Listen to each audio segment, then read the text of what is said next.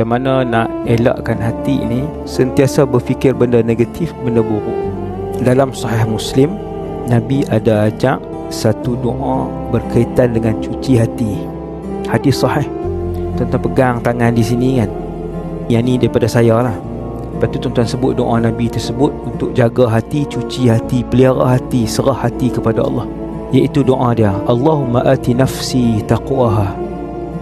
Ya Allah, Kau beri ketakwaan kepada hati ni. Wa zakkiha anta khairu man zakkaha. Ya Allah, cucilah hati ni.